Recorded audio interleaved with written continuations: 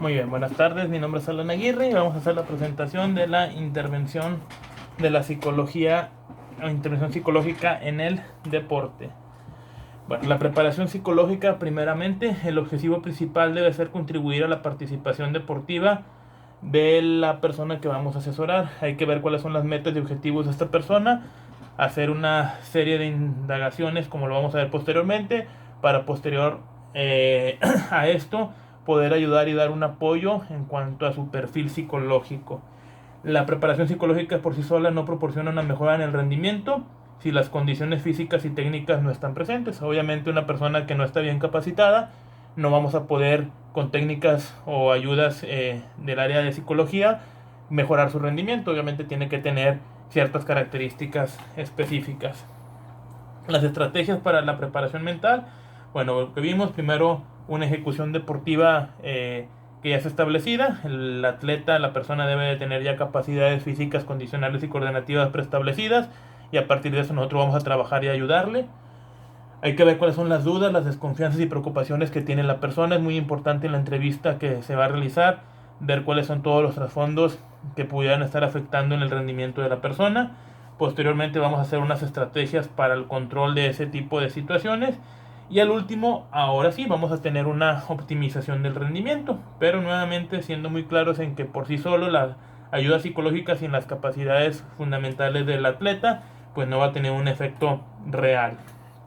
En el motivo de consulta, en concreto, el deportista conoce bien las fuentes de su problema, de una situación específica, si hay, por ejemplo, alguna situación en la casa, algún problema familiar, algún problema laboral, que el atleta conoce, bueno, puede ser ya algo más concreto y nos puede especificar, o puede haber situaciones donde hay una razón vaga, donde el deportista no conoce bien la fuente de su problema y por lo tanto esa situación no deseable está poco definida, el atleta no sabe por qué.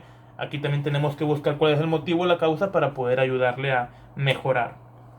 En la actuación de los psicólogos deportivos hay que estar e intentar no tratar de presentar todos los posibles beneficios que pueda aportar a la práctica deportiva, no hacer promesas que no sabemos si se van a cumplir o no, un tema muy importante. No podemos dar ciertas metas, objetivos donde no estamos completamente seguros de que el atleta lo vamos a poder sacar adelante, y tratar de aclarar cuanto antes cuál es el problema que se desea resolver y hasta qué punto ese problema pertenece a la psicología deportiva. Hay cosas que a lo mejor no nos competen, situaciones médicas por ejemplo, que tenemos que referirlo o saber hasta dónde podemos llegar y ayudarle.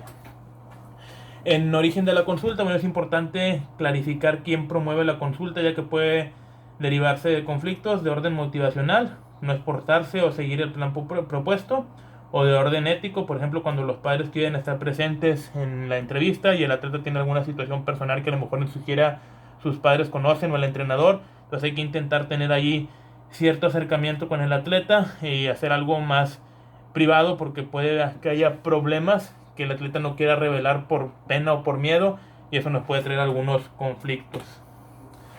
Evaluación de la situación. No todos los deportistas poseen las mismas destrezas psíquicas, eso es algo bastante importante. No todos tienen la misma fortaleza, las mismas condiciones. Aunque todas las personas poseemos inteligencia, capacidad de aprendizaje, autocontrol, entre otras, no todos poseemos el mismo grado de estas aptitudes. El psicólogo deportivo insiste tanto en el estudio de las características comunes a los individuos como en las diferencias individuales. ¿Qué quiere decir esto? Obviamente, como todos tenemos esas capacidades, también tenemos que saber discernir y explicar al atleta que no todos las contamos con el mismo grado o el mismo énfasis en cuanto al trabajo que se tiene para realizar. El programa de preparación psicológica. Todos los programas de preparación psicológica que pretendan contribuir al desarrollo total de la persona deben integrar ciertos componentes. Características del deportista es muy importante: la historia personal, el nivel de competencias, la motivación, qué recursos tiene, si la es apoyado por alguien más, si tiene patrocinadores, cuáles son las aspiraciones propias. Obviamente si hablamos de un atleta amateur, un atleta de alto rendimiento, un profesional.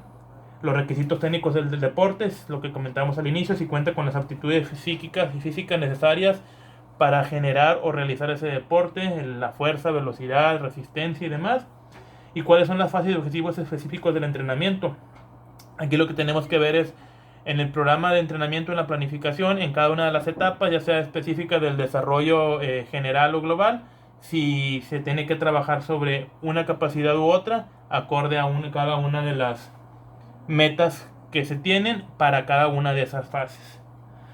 Hay que tener una entrevista inicial donde vamos a ver todos los datos del atleta, historia personal, hay que indagar mucho, situaciones familiares, situaciones académicas, profesionales, cuáles son los hábitos de sueño, una historia clínica general de todo el proceso del atleta, porque eso también nos puede ayudar mucho. Por ejemplo, aquí vemos lesiones, puede haber que el atleta traiga una lesión o haya tenido una lesión y que eso sea un motivante que le esté limitando por miedo a volver a lesionarse. La historia deportiva, cuáles son las relaciones interpersonales, el ambiente de equipo, cuál es la conducta motora, cómo se desempeña y se desarrolla en el área deportiva, cómo es el trato con los entrenadores, con directivos, si tiene algún jefe o está dependiendo, por ejemplo, la universidad de alguna dependencia. Es muy importante saber cuál es la interacción que tiene con esos. Hay que rodear la entrevista de un clima agradable, manteniendo en todo momento un comportamiento de profundo respeto con el entrevistado. Y es como una historia médica, es algo que sabemos que va a quedar entre nosotros, con el secreto profesional. Vamos a decirle al deportista cuál es la finalidad de esa entrevista, garantizar estrictamente el uso de sus respuestas y podemos o no tomar anotaciones para posteriormente poder acordarnos o hacer énfasis en alguna de las situaciones especiales.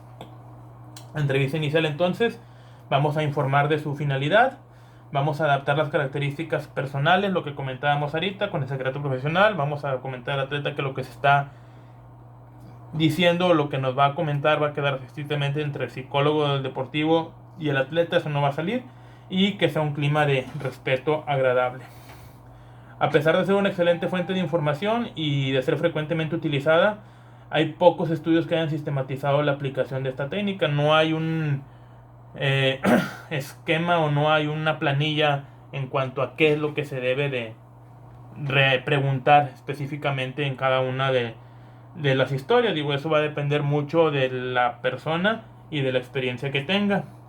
Podemos seguir un guión como lo propone Preciosi. Historia de competición, relaciones, deporte, entrenamiento, salud, rendimiento, y aquí también podríamos agregar la situación de las relaciones personales y deportivas. Podemos hacer una observación directa, que es uno de los instrumentos más útiles, ver cuáles son las características del atleta, cómo nos dice las cosas, si tiene miedo, cuáles son sus gestos, cuál es su expresión corporal. Hay que ver también cuál es el ambiente en el que estamos, que sea confiable para el atleta, que esto le dé algo de seguridad, y si aún así tiene él ciertas situaciones o expresiones corporales, pues ya vamos a ir viendo que hay un problema y podemos ir orientándonos. La observación es algo importante, tenemos que hacer una observación aparte de la historia en el entrenamiento. Hay que ver en la comunicación las tres dimensiones: el contenido, la dirección y la cantidad, que tanto habla, cuáles son las áreas de conflicto, identificar cuáles son los problemas, cuáles son las emociones que expresa el atleta durante esta actividad, la intensidad con la que el deportista entrena y la perseverancia, en qué situaciones persevera y en qué situaciones el atleta pues se da por vencido o deja de hacer algún tipo de actividad. Hay que prestar atención a las conductas emitidas antes, durante y después de la competición para poder comparar. Hay que ver cómo está en un entrenamiento, ya cómo está en una área ya donde tiene que hacer una competencia, cuál es su conducta no verbal, la postura, nivel de actividad, la interacción, cómo interacciona con todas las demás personas a su alrededor, las respuestas y las reacciones ante decisiones de los jueces o públicos, si el atleta se enoja, si reclama, si grita, si dice malas palabras o si lo acepta, y cuáles son los cambios conductuales en situaciones de gran intensidad, como por ejemplo un tiro libre en un partido de básquetbol que es decisivo, o un penalty, a ver cuál es el comportamiento del atleta. Ya posteriormente viene la utilización de test que se utilizan en la fase de evaluación y pueden constituir a un atleta una forma eficaz de observación. Y aunque las mediciones obtenidas en los test, cuestionarios y escalas son de utilidad, resultan insuficientes para abordar la comprensión de las múltiples interacciones que se dan en la situación deportiva. Si bien los test nos ayudan mucho para ir orientándonos sobre ciertas situaciones del atleta, nunca van a ser herramientas suficientes para decirnos o calificar específicamente al atleta en un solo rubro. Los criterios esenciales en la utilización de los tests, vamos a utilizarlos únicamente con relevancia para la situación deportiva específica del atleta que estamos viendo, dar los resultados lo más pronto posible y utilizar los resultados de los tests como hipótesis de trabajo, no como definiciones reales del deportista. Otra vez, un test me da cierta orientación, pero no quiere decir no puedo catalogar al atleta nada más necesario. Tengo que ver todo lo que conlleva y lo que está alrededor de él. Las limitaciones son herramientas simples y como tales son tan buenas o tan malos como como lo es la persona que los está aplicando. O sea, tenemos de tener un conocimiento general y saber qué tomar de cada uno de ellos. En la preparación para el entrenamiento, bueno, hay una preparación psicológica, es sinónimo de preparación para la competición. Tanto como lo comentamos, tiene que tener una preparación física, pero también una preparación psicológica. La mayor parte de la preparación psicológica tiene lugar en los entrenamientos. Eso es algo muy importante porque se piensa que se puede trabajar 1 o 2 sesiones solamente antes de una competencia y no. Al igual que un entrenamiento que es todos los días, la preparación psicológica también debería ser una cadena donde todos los días se va trabajando diferentes acciones.